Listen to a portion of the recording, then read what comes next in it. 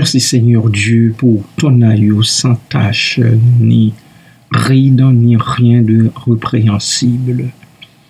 Merci Seigneur parce que dans ta grâce, tu me permets de l'accepter comme mon Seigneur et mon Sauveur. Parce que c'était pour moi qu'il a connu les affres de la mort, qu'il a essuyé le rejet, le mépris de la part de ses proches, de ses amis les plus proches.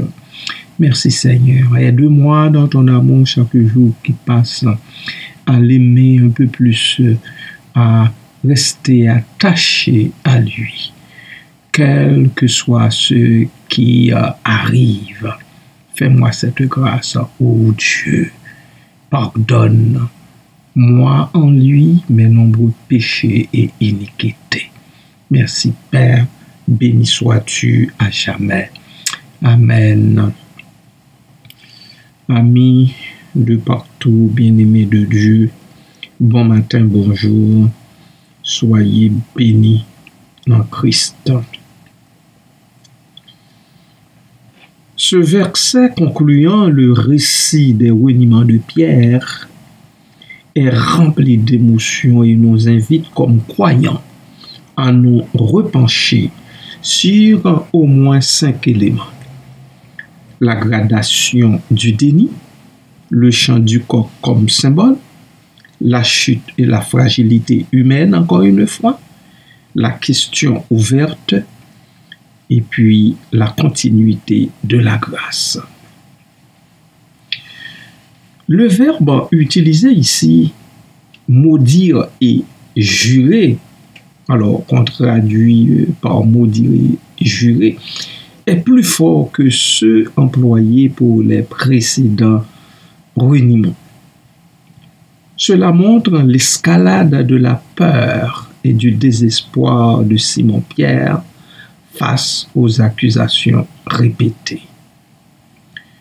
Quant au chant du coq, il a été annoncé par Jésus comme prélude au reniement en Matthieu 26, 34. Il arrive immédiatement après le dernier déni, soulignant la rapidité de la réalisation de la prophétie et peut-être suggérant un réveil de conscience chez Simon-Pierre. Pierre, malgré son statut de disciple proche de Jésus, succombe à la pression sociale et nie son maître pour la 3e fois. Cela nous rappelle la fragilité humaine et la complexité de la foi face à la peur et aux menaces des gens circulant autour de nous.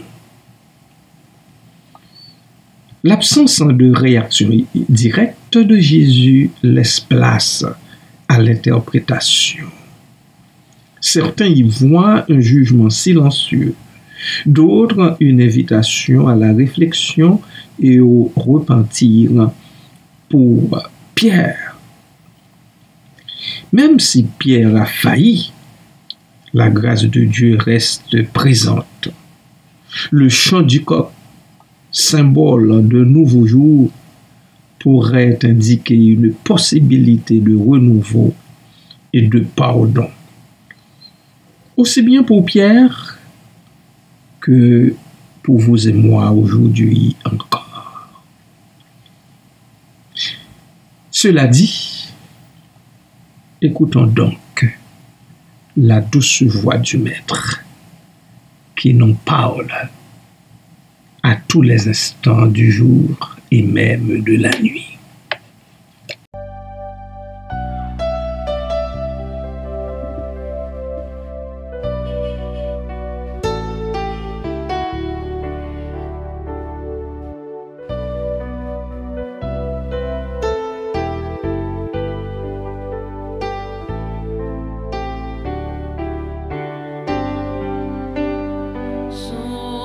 J'entends ta douce voix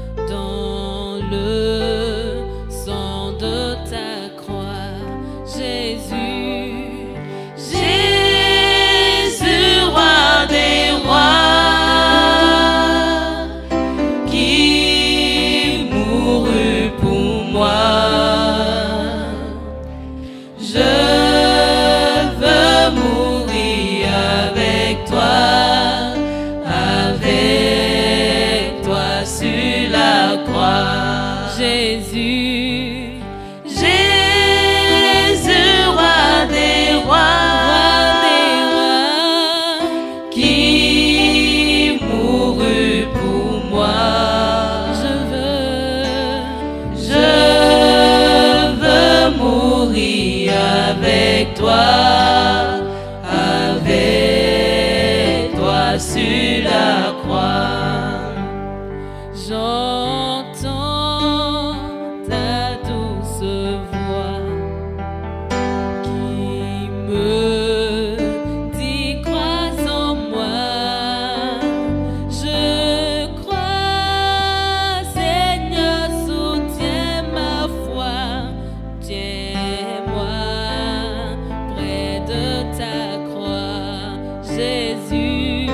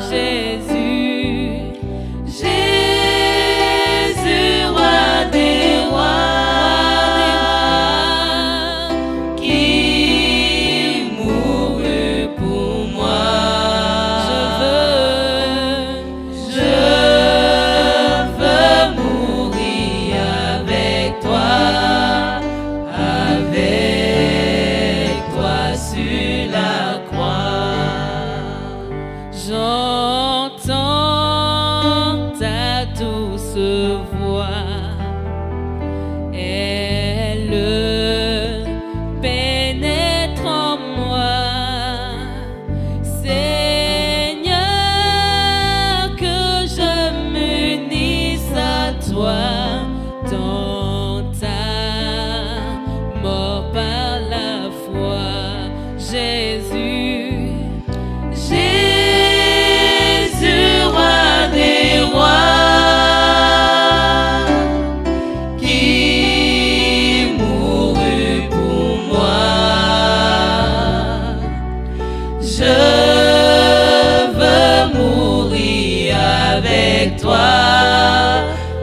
Avec toi sur la croix, Jésus, Jésus, roi des rois, qui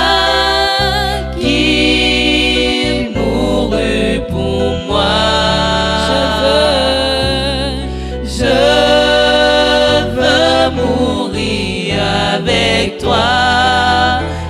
Avec toi sur la croix, Jésus, Jésus, roi des rois, qui mourut pour moi. Je veux mourir avec toi. Avec toi sur la croix.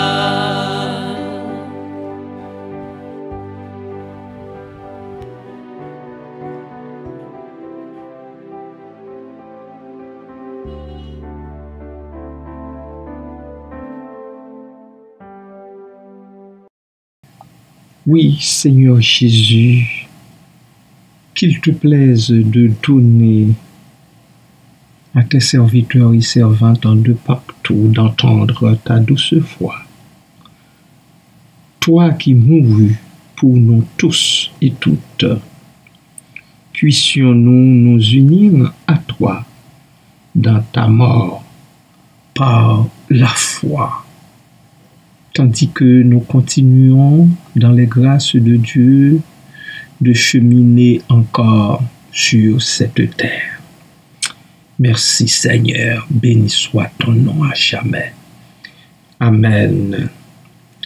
Bien-aimés de Dieu, vous me permettrez de revenir sur le reniement de Pierre, puisque nous sommes parvenus à son troisième reniement, tel que prédit par le Seigneur Jésus lui-même avant que le coq chante une fois. Nous nous rappelons que Pierre est l'un des disciples les plus proches de Jésus. Il nie 3 fois le connaître. Ce reniement est une trahison envers Jésus, mais aussi envers la confiance que celui-ci lui a accordée. Il est d'autant plus douloureux qu'il survient juste après que Pierre a affirmé sa loyauté indéfectible à Jésus. Le coq chante. Le chant du coq est un rappel de la prédiction du Seigneur que Pierre le renierait avant que le coq chante une fois. Ce chant est un moment de vérité pour Pierre. Il le confronte à son échec et à sa faiblesse. Ce troisième reniement de Pierre est suivi d'un sentiment de regret et de repentance, bien sûr. Pierre se rend compte de son erreur et pleure amèrement. Ce regret est le début d'un processus de restauration et de pardon. Ce qui est beau, ce qui est toujours surprenant avec le Seigneur, c'est que malgré la trahison de Pierre, le message de ce verset n'en est pas un désespoir. N'en est pas un de désespoir. Alléluia. Le chant du coq, tout en étant prophétie accomplie, est porteur d'espoir. Il annonce le matin qui arrive. Une nouvelle vie s'annonce après la repentance et le pardon obtenu. Ce verset consigné en Matthieu 26, 74 est un passage puissant qui nous rappelle que nous sommes tous capables de trahir et de faillir. Tous, sans exception aucune. En tant qu'humains, nous sommes capables de trahir et de faillir. Mais il nous rappelle aussi que Dieu est toujours prêt à nous pardonner et à nous restaurer si nous nous repentons sincèrement. Au final, c'est un passage qui est rempli de bénédictions profondes pour les appelés comme pour les élus. J'espère que cette capsule assortie du verset 74 de Matthieu 26 élargira davantage votre champ de compréhension quant à la façon de suivre Jésus sur le chemin de la croix. Puisse-t-il en même temps vous donner de réfléchir à la puissance du message de pardon et d'espoir qu'il contient. Soyez bénis, peuple du Seigneur.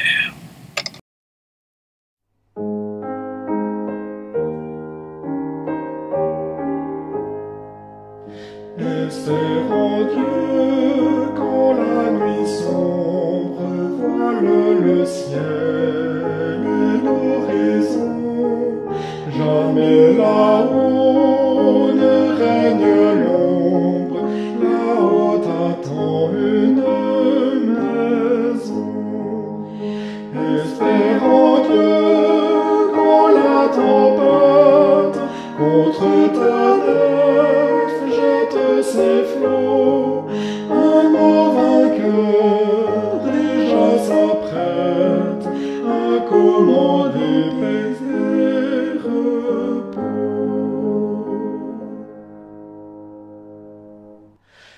Espère en Dieu quand la souffrance brisant ton corps trouble ton cœur. Chez lui jamais la différence ne le distrait de ton malheur. Espère en Dieu quand sonne l'heure d'abandonner les biens d'en bas. Crois au trésor de sa demeure, car son amour t'ouvre ses bras. Espère en Dieu quand on t'oublie ou qu'on te raille avec dédain. Pour te sauver, jamais ne plie, va plutôt seul sur ton chemin. Espère en Dieu quand ton pied glisse sous les efforts du tentateur. Saisis la main libératrice qui te rendra toujours vainqueur.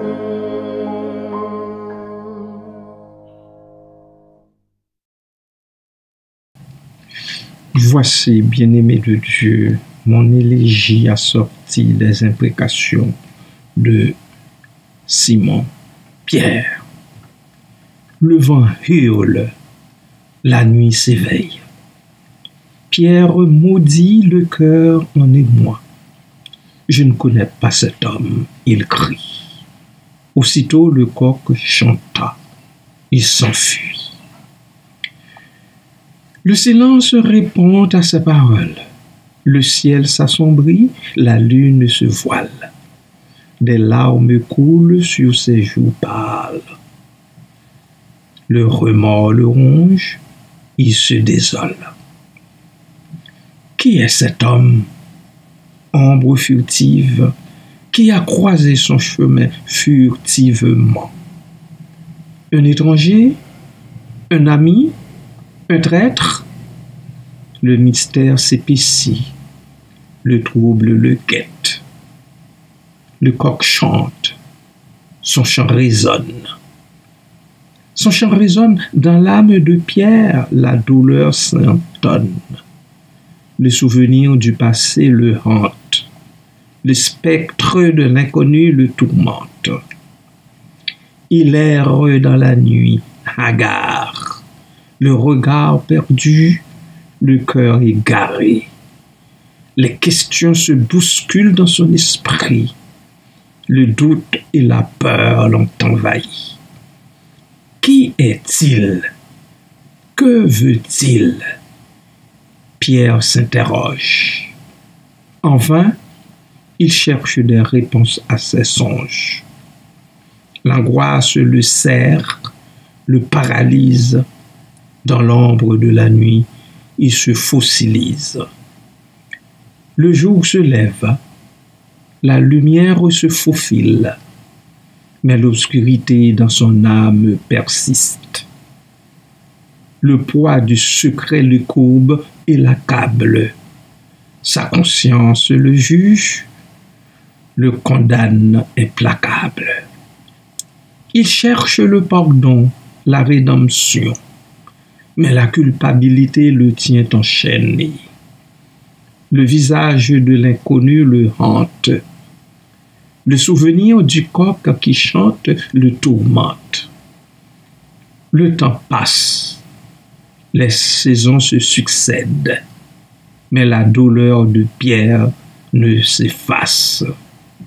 Le fantôme du passé le poursuit, le condamnant à un éternel remords. Je ne connais pas cet homme, murmure-t-il encore, sa voix brisée par le chagrin et le désespoir. Le coq chante, le soleil se couche, et Pierre s'enfonce dans la nuit qui le courbe. Je vous laisse le soin d'imaginer le reste. Que Dieu, dans sa grâce, répande sur chacun, sur chacune de nous, sa miséricorde en abondance. Amen.